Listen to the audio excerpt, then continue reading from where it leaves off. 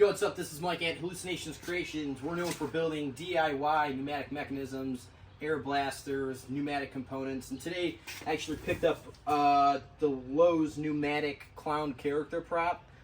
Just want to run through, see how it's built, how to set it up, the quality of it, and what's all included. So let's see what's in the box here. When you first open it up, you got nothing in this box. You got a mechanism here that's in the center here. Come take a look. See the mechanism in the center. They got some cardboard surrounds just for packing. No crazy packing cleanouts here. Looks like the control box with all the pneumatic wires. They're running 1/8 inch blue line, which is probably your return, 1/4 inch air line going into the lift. And then there's another wire. This is probably for a sensor or something. Yeah, so then there's your motion sensor that's plugged in. So those are all zip tied on there. This is all polyethylene line, which is really good. Better than the nylon, so it won't keep. Let's see, instruction manual. Let's see what's in here. You got some hardware, some springs, power adapters inside. There's your highly detailed clown head. Pretty generic, store built. You know, looks pretty basic. Is yeah, pretty cool. Latex, foam filled, so that's pretty cool. The gauge steel looks to be about 16 gauge. It's got a little collar on there for a stop, so looks like it's built out of 16 gauge steel, which is pretty thin. We use 1/8 inch and 14 gauge, but we'll see how the rest is. These are going to be some sandbags, looks like. Yep, recommended weight, so this will hold it down. So we post those. Here's the costume for the clown dude.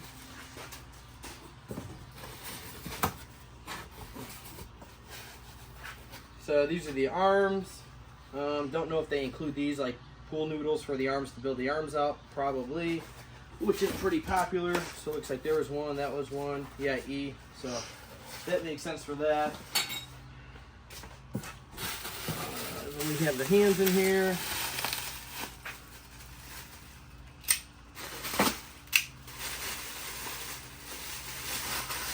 Trash. So you got hands, which is, yep, foam filled.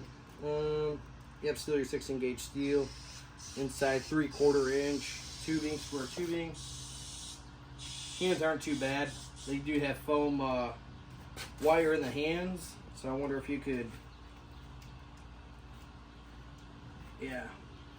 So if you wanted to kink the fingers down, you know, they give it like a claw motion.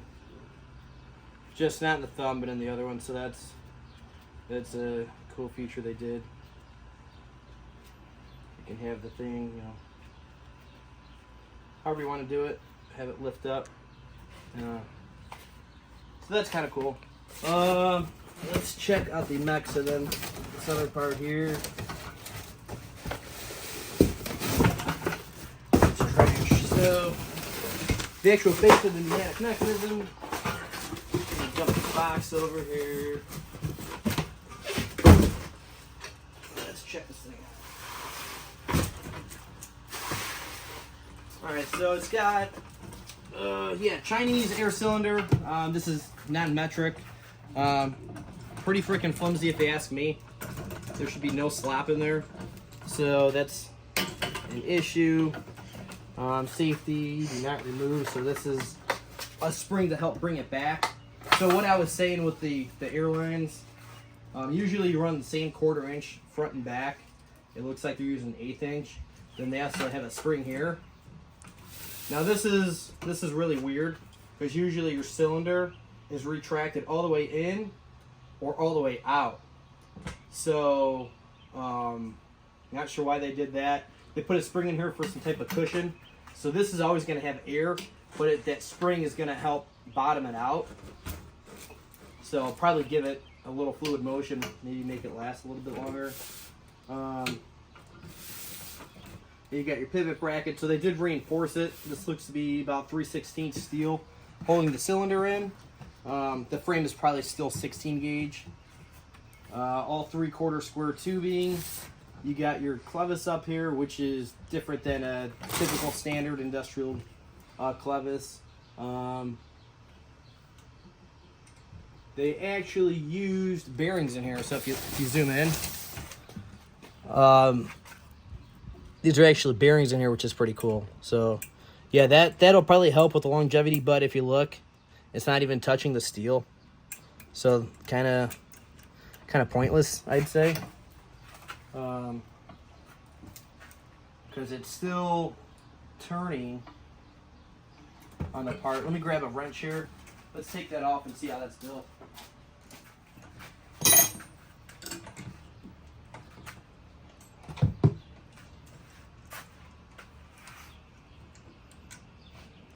All right, so you got your shear bolts. So yeah, these things actually do no purpose. These bearings in here, because there's the space. So you have that, and then you got your shoulder bolt, and then that rides through there. That goes through the center. So pretty standard. They just ideally use these as spacers. So we'll put this all back together real quick.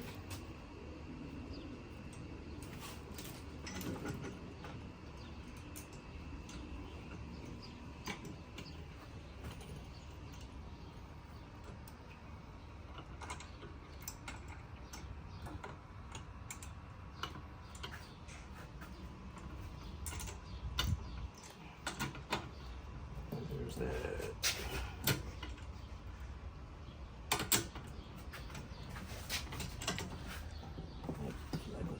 Like that.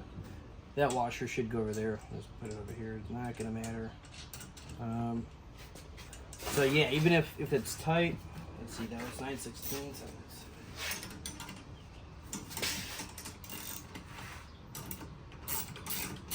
I mean, I'll keep in mind you are paying about $350 for this thing, so I mean it is what it is.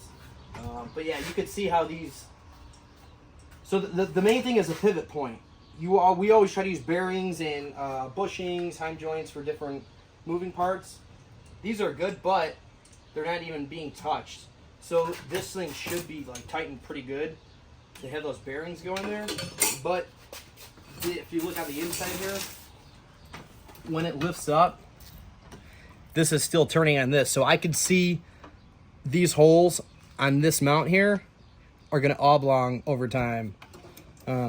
So that's a little issue. Looks like they did the same exact thing down here with those. Yeah, it should have some slop. So that slop is going to, over time, hollow out those holes. But you are paying $350 for a fully completed prop, which would be like the price of like one mechanism that you still have to fix up. So let's get this open. Let's plug it in and see how it is. Alright, so we got our control box here. I want to take a look.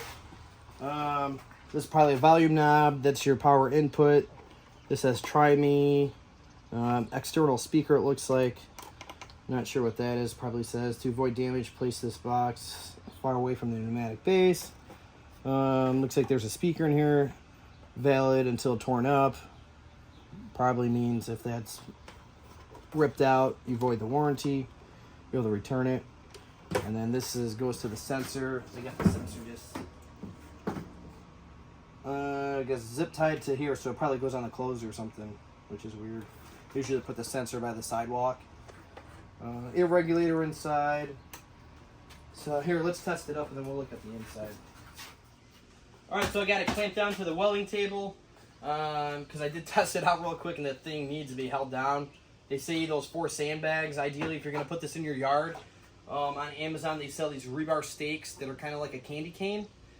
They come in 4-packs, so I would get 4 of those. 1, 2, 3, 4. If you're going to put it on your grass, that'll anchor it down.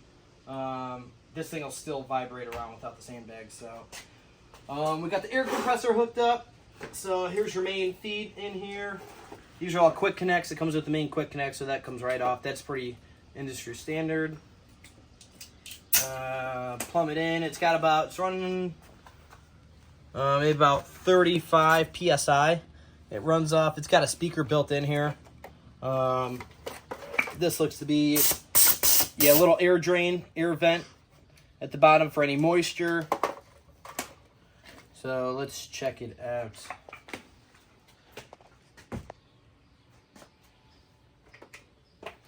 So the sensor's dangling here.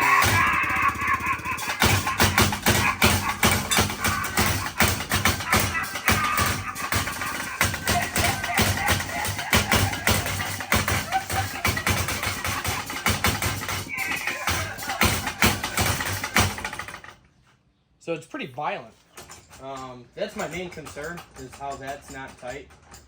And that's mainly from down here. So that's going to be the weakest link, because there's no bushing inside of here. They did use those bearings, but those bearings...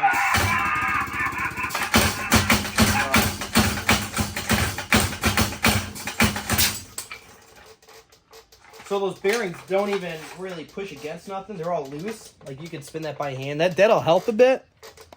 But ideally, the bolt is still riding through the steel. So over time, the steel's going to round out. They should have welded a little bung inside of there, like sleeved it, or put some bushings in there to give it some absorption. So that's going to be the weakest link. Like I said, it's all built out of 16-gauge steel. It's got your standard cylinder. Let's see how big of a stroke it has. So it's the stroke sticking out. It sticks out about 3 inches with a spring, but the overall length is about a 6-inch cylinder. So it's about a 1-inch 4-cylinder, 1 1/16, which would be a direct replacement. This is all China fitting. This isn't your standard. This is your standard air cylinder, so you can see the difference. This has NPT threads. This is all metric.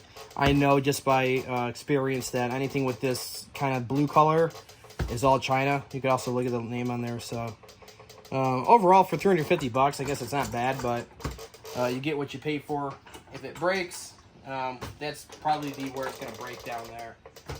Inside of the control box, we'll check that out real quick. Let me clear out some space real quick. All right, so I got the box torn open. I avoided the warranty by opening it up. So it's your pretty standard basic pneumatic system here. You got your air regulator. This is all preset. I wouldn't advise adjusting that because they got it tested with that from the factory. This is your standard 4-way 5-port valve. So how this works, air comes in, goes out into the blue automatically. When this gets voltage coil from the controller, it goes to this orange and it switches, making the prop shoot up and down. This is your logic board in here, ideally your controller. That's a sealed container. You can't program this. You can't change the program. You can't change the audio. You can do a different controller on this. There's a bunch of controllers on the market right now with audio. So if you did want to change that, you just got to get an aftermarket audio plus a valve. So I did look at this. It does have your standard quick connects. So how these work, you take it, you push the white thing in, there's your air line. So if you ever need to service anything, the regulator goes bad, that's how you work these quick connects. Push those in, pull the air line out. That on the back side, that was your drain. So this is a moisture trap. So you always want to ideally drain that. Moisture gets into the cylinder, it's going to slow it down, corrode it, prematurely wear out the pneumatic system. This is a solenoid valve. Now this is not 12 volts. I did take this off. So that's just the protective covering. There's your lead coming in. Now if you look, it's actually a 5-volt coil on here. So standard is usually 12 volt. 5 volts really isn't that common. And then this is a little manual test valve. So if you wanted to ideally test it up, and if you ever have anything going wrong with the prop, and you can eliminate that the electronics are bad, or dial it down, you can hit that, and that activates the prop without needing any electricity. So we'll test that out real quick here. So take this, we'll plug this in. I'm not even gonna plug the air line in. And this is me hitting that manual valve.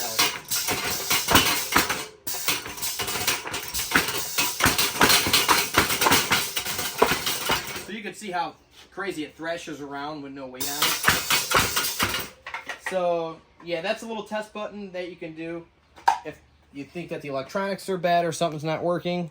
This button right here, little manual test valve. All solenoid valves have that. But yeah, it's pretty standard. So one thing I did notice also on all of our pneumatics that we build, we use these adjustable mufflers. These dial down the speed. So if you wanted to go slower, not as fast, not as aggressive, these are just standard mufflers in here. These are adjustable, so you'd unscrew those, plug those in, and then this way you could dial down the speed, have it come up slower, or come up fast, then go down slow. So you can do that, but with the way they have it programmed, it's best just to leave it as is. This way you get that motion, but yeah, overall, I guess it's not bad for $350. Full thing, you got your prop hands. It's nothing pro quality, but home haunter. It'll work. Like I said, that one part down here, this is going to be the biggest weak link. Having the whole weight of the prop rested on here, more or less. So if anything goes wrong, that's probably the issue. They put the spring in here to help bring it back some. But yeah, if you guys want to learn how to build any of your own pneumatic props or anything like that, we sell a bunch of do-it-yourself mechanisms, scissor mechanisms, 4-bar lifters, 90-degree lifters. You go to our website, hallucinationscreations.com. Everything's plug-and-play. Build your own professional quality animatronic. And like I said, we use all bushings, bearings, heim joints, all industrial-grade components that are going to be built to last. Thank you, guys.